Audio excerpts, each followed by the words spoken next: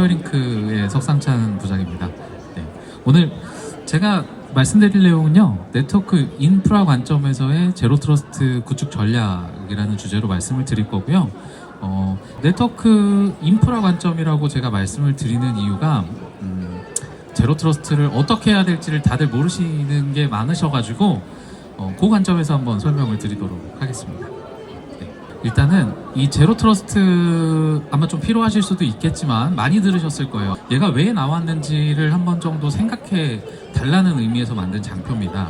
어떤 얘기냐면 기존의 어떤 보안 이슈들이 발생할 때마다 보안 장비의 고도화 혹은 새로운 보안 솔루션의 출현을 통해 가지고 어떤 보안 사고들을 계속 대응을 했었는데, 결과적으로 이게 계속 반복이 되고 경계 보안에서 계속 문제가 발생하는 상황이 되다 보니까 이걸 막을 수 있는 방법을 생각해 보자 라고 나온 게 제로 트러스트라는 내용이고요. 사실 이 제로 트러스트는 어떤 기술이 아니고요, 어떻게 보면 방향성이라고 보시면 될 것 같아요. 어떤 방향으로 보안을 접근을 해야 된다, 어떤 식으로 보안을 인식해야 된다라는 관점이고요. 저희는 이 제로 트러스트의 접근 방식을 이렇게 생각합니다. 이미 내부에 공격자가 침투해 있다라는 걸 기준으로 보안 정책을 수립해야 되고, 그게 제로 트러스트다라고 생각을 해요. 근데 그렇게 하려고 하다 보면 케어해야 되는 요소들이 굉장히 광범위해지죠. 사용자, 기기, 네트워크, 데이터, 시스템, 이런 것들을 다 확장해서 해야만 할 수밖에 없고요. 그러면서도 지속적으로 검증을 하고 가시성을 확보하고 또 결과적으로 자동화까지 가게 돼야 되는 거예요. 네. 근데 이 제로 트러스트 다들 어려워 하시는데, 제가 요거는 계속 말씀을 드리는 거예요. 저희가 제로 트러스트 환경에서 살고 있습니다. 가장 대표적인 예시가 이 공항이에요. 저희가 공항에 가면 기본적으로 티켓팅을 하죠. 짐 붙이면서 티켓팅하고 신분증, 여권 내고 그러면서 티켓을 받아요. 받은 티켓을 갖고 이제 수화물을 붙이죠. 보안 검사를 하고 검색대 통과를 한 다음에 면세점에 가서 물건을 살 때도 그냥 물건을 주는 게 아니에요. 티켓을 보여주고 여권을 보여주고 그러고 면세점에 쇼핑을 하고, 자, 항공기에 탈 시간이 됐습니다. 어디에서 내 비행기가 뜨고 내리는지가 화면에 다 나와요. 그걸 보고 그 자리에 가서 이제 항공기를 탑승하기 전에 한 번 더 티켓을 확인하고 티켓을 찍고 들어가고요. 그 다음에 마지막에는 항공기 앞에서 타기 전에 스튜어디스들이 한 번 더 확인을 해줍니다. 네, 이쪽으로 들어가세요. 2층으로 가세요. 저쪽 안쪽으로 들어가시면 돼요. 그리고 비행이 끝나고 목적지에 도착한 다음에 출입국 검사를 할 때 얼굴 확인하고요, 여권 내서 확인하고요. 그렇게 해서 여행이 시작이 됩니다. 이 과정에서 그 누구도 이게 이상해, 이게 되게 불편해 라고 생각하시는 분들이 없어요. 왜? 자연스럽거든요. 이 과정들이 당연히 필요한 항목들이기 때문에 다들 자연스럽게 이렇게 하면 되지, 여권 줘, 알았어, 항공권 보여줘, 알았어 하시잖아요. 제로 트러스트가 이거랑 동일하다라고 생각을 하시면 되는 거예요. 모든 구간에다가 각자 한 번 더 체크를 하고, 이 구간에 이 사람이 갈 수 있는지 없는지를 확인을 하고, 그다음에 보내야 되지 않을 사람은 다시 거꾸로 가고 들어오지 못하게 하고 하는 과정들이 이 안에 다 있다고 보시면 돼요. 그래서 제로 트러스트를 어렵게 생각하실 게 아니라 당연하게 생각하시면 쉽게 접근하실 수 있다라고 생각을 합니다. 그래서 제로 트러스트의 기본 철학을 이제 가지고 한번 정리를 해봤어요. 이 기본 철학이라고 하는 게 저희가 하는 얘기가 아니고요. 제로 트러스트 가이드라인이라든가 니스트라든가 NTSF 이런 데들에 나온 것들을 가지고 좀 정리를 해보면 한 6가지 정도로 이렇게 정리가 됩니다. 그 중에 이 6가지를 가지고 한 번 더 정리를 해보니까 딱 3가지 정도로 추려지더라고요. 그래서 인증 체계를 강화해야 되고요. 그 다음에 마이크로 세그먼테이션을 해야 되고, 그 다음에 소프트웨어 정의 경계를 구현하면 제로 트러스트 구현의 핵심 원칙을 다 소화를 할 수 있게 되는 겁니다. 자, 그러면 이 각각의 영역에 어떤 제품들이 있을까를 이제부터 찾으면 되는 건데, 저희는 이 마이크로 세그먼테이션 영역을 주장을 하고 있고, 이 영역에 저희 제품이 적합합니다 라는 이야기를 말씀을 드리고 있는 거예요. 그래서 지금 제로 트러스트 가이드라인 2.0에 나와 있는 6개의 필러 중에 저희 제품을 가지고 총 3개의 필러를 대응을 할 수 있습니다 라고 말씀을 드리고요. 그 외에 저희 나머지 영역들은 저희 제품으로 구현이 어렵거든요. 그 영역은 다른 제품, 그걸 잘하는 제조사들과 연동과 협력을 통해서 제로 트러스트 대응 영역을 확대해 나가겠다라고 말씀을 드리고 있습니다. 제로 트러스트 도입을 하실 때 어려워하지 마세요. 딱 5단계 정도만 필요합니다. 일단 준비, 예산이 필요하겠죠. 예산을 만드시고 계획을 하고 도입을 하고 운영을 해보시는 것까지가 끝이 아니에요. 계속 검증을 해야 된다고 말씀을 드렸잖아요. 그러면 내부에 이제 이미 침투해 있다라는 가정하에 제로 트러스트를 해야 된다고 말씀드렸기 때문에 피드백을 하고 개선하는 단계가 꼭 필요합니다. 이 과정들이 계속 수레바퀴처럼 돌면서 결국에는 저희가 제로 트러스트 가이드라인에도 나와 있지만 성숙도라는 것들을 체크해 가면서 결국엔 내가 운영하는 환경이 우리의 네트워크가 혹은 내 시스템이 점점 성숙해져서 결국엔 자동화까지 갈 수 있게끔 이렇게 준비를 하면 되는 거예요. 각 영역별로 필러별로 이런 단계를 통해서 제로 트러스트를 구현하시면 요거는 일반적인 네트워크 세분화 방법입니다. 여기 되게 익숙하신 화면일 거예요. 네. 네트워크 운영을 하시는 운영자분이라던가 아니면 네트워크 엔지니어분들 다 알고 계시는 화면일 거예요. 자, 일반적인 회사가 하나 있습니다. 대부분 네트워크를 VLAN 기반의 쪽에서 세분화를 하고 사용을 할 거예요. 얘를 왜 쪼개느냐? 경영본부가 하는 일이 따로 있고요. 사업본부가 하는 일이 다 따로 있어요. 그래서 이들끼리 소통을 해야 되기 때문에 이렇게 나눠놓은 거거든요. 그러면서 최소한의 보안을 하게끔 하는데 만약에 사용자가 이동을 하거나 아니면 어떤 새로운 사용자들이 들어왔을 때 담당자들한테 일종의 부하가 될 수 있는 환경이고요. 이렇게 나눠놓는 건 보안이라기보다는 어떻게 보면 데이터 통신에 원활한 통신을 하기 위한 목적으로 이렇게 나눠 놓습니다. 그렇게 나눠놓은 네트워크가 요 네트워크라고 보시면 돼요. 공공도서관 네트워크 구성도 예시예요.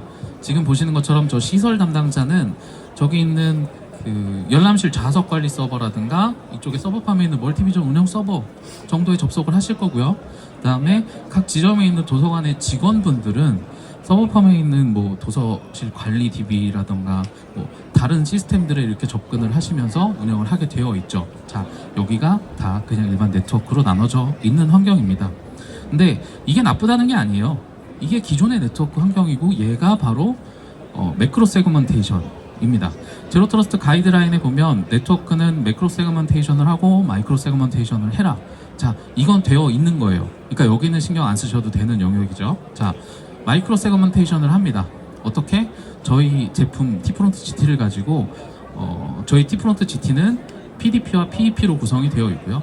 PDP와 PEP는 각각의 이런 세그먼트 키워드를 가지고 사용자들을 세그먼테이션 하고요. 그거에 맞춰서 사용자별로 리소스 그룹핑을 해서 얘를 갈 수 있는 경로들을 제어하는 형태로 그렇게 준비가 되어 있습니다. 그래서 보시는 것처럼 이런 키워드가 IP 주소, 직급, 부서도 될 수 있고요. 혹은 다른 인증 솔루션에서 인증 및 권한을 부여받은 정보를 기반으로 세그먼테이션을 하고 리소스를 매핑할 수 있게끔도 되어 있습니다.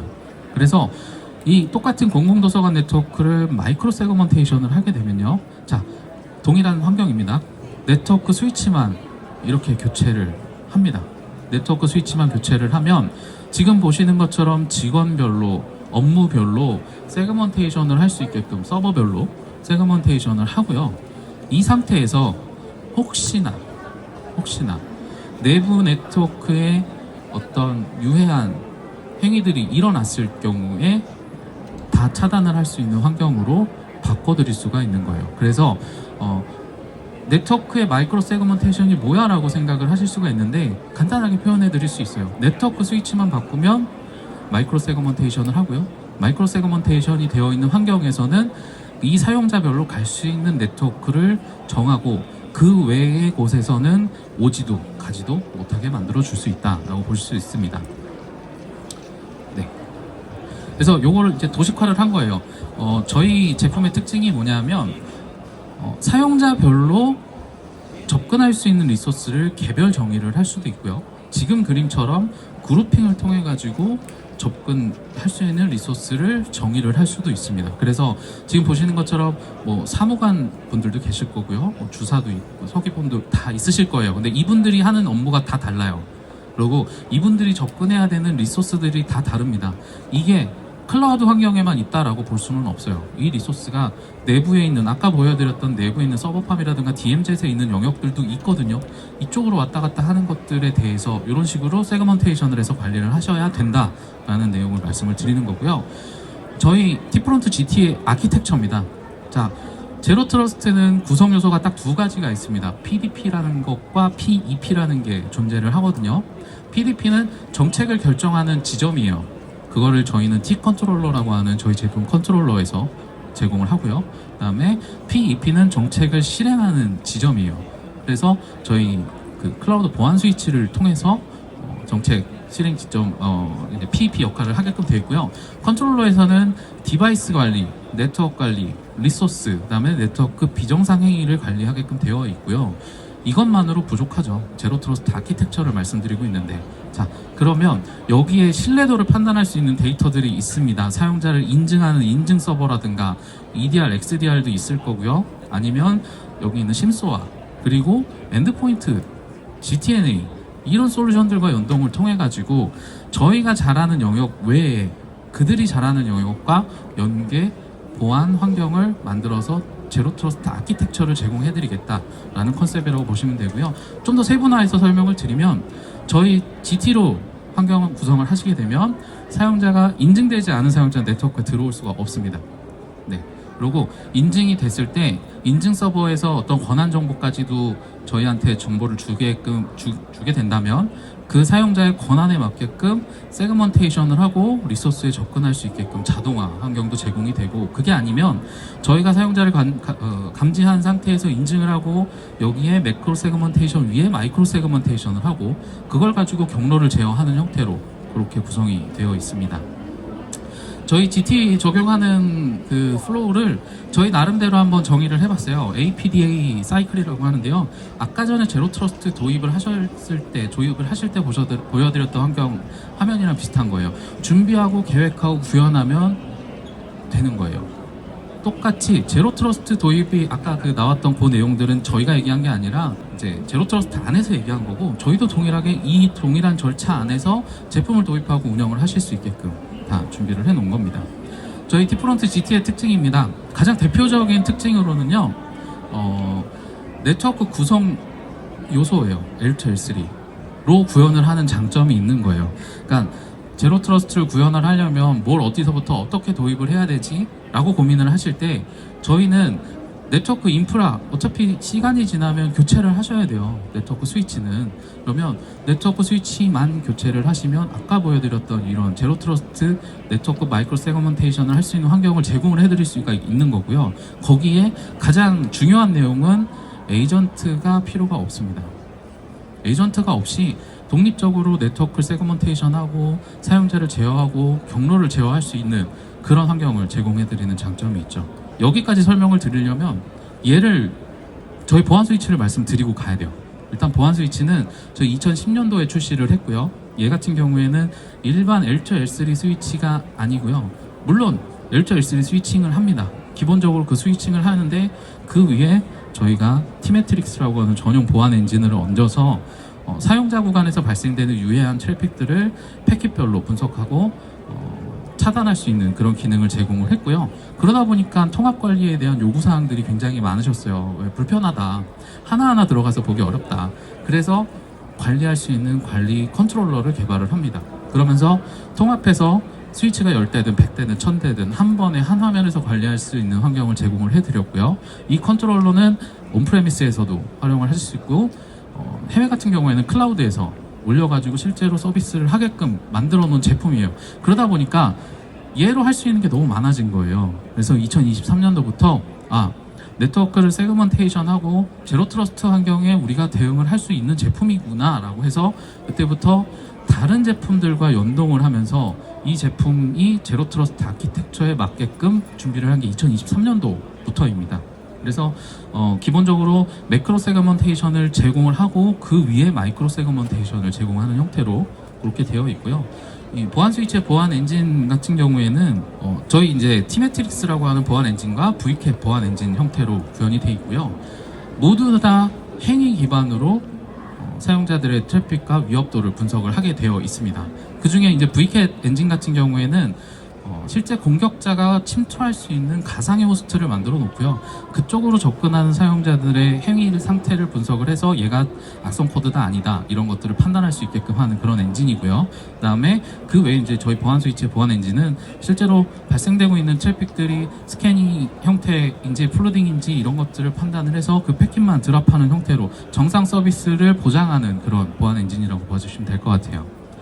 그러면서 내부 위협 관리 저희가 한 5단계 정도로 사이버 공격 5단계를 정의를 했고 이거에 대해서 이제 특허를 별도로 정의를 올려놨는데 현재 지금 대응되는 버전은 이제 네트워크 스캐닝이라든가 타겟을 어택하는 것들을 차단하고 탐지하는 데 좀 집중이 되어 있다라고 하면 지금 저희가 이제 올해 출시되는 티메트릭스 3.0에서는 나머지 있는 단계들을 다 통합을 해서 네트워크에 그 공격들이 발생을 했을 때 이것들을 전체 다 대응할 수 있는 그런 환경들로 제공을 해드리고요. 얘가 제일 중요한 게 뭐냐면 이 일련의 과정들을 가지고 관리를 하면서 시계열로 스코어링을 할 수 있게끔 준비를 했습니다. 그래서 이 스코어링이 가장 대표적으로 활용되는 곳이 심소하거든요. 스코어링 정보가 올라가면 이 사용자를 보안 정책을 내리고 다시 떨어지면 보안을 풀어주고 이런 것들을 저희도 하면서 저희 정보를 심소화해 주고 심소화가 저희 정보를 또 가져가고 이런 식으로 통합해서 유기적으로 관리할 수 있는 환경들을 준비를 하고 있습니다. 그러려면 일단 기본적으로 연동이 필수거든요. 저희가 연동을 하기 위해서 그 표준 API를 제공을 하고 있고요. 이 연동 정보 기반으로, 그러니까 이 API를 기반으로 뭐 여기서 말씀드리기는 좀 뭐하지만 다양한 제조사와 연동을 추진을 하고 있습니다. 네, 그래서 일단 저희가 제로 트러스트 네트워크 마이크로 세그먼테이션과 내부 위협 관리는 저희가 담당을 하고요. 그다음에 가시성 자동화 부분은 이제 심소와 연동을 해서 저희가 보지 못하는 영역을 이들이 보고 있고 이들이 판단한 신뢰도 데이터를 기반으로 저희가 네트워크를 제어하고 반대로 저희 정보를 가지고 조금 더 보안을 고도화하고요. 그다음에 이제 GTNA 연동이라든가 인증 솔루션, ICAM이라든가 IAM 연동을 통해 가지고 제로 트러스트 아키텍처를 저희 제품을 기반으로 만들어 드릴 수 있는 환경을 준비를 하고 있습니다. 좀 더 자세하게 보여드리면 일단 저희 PDP에서 클라이언트 네트워크 리소스 뭐 비정상 행위 관리하는 것들을 통합적으로 운영을 하고요.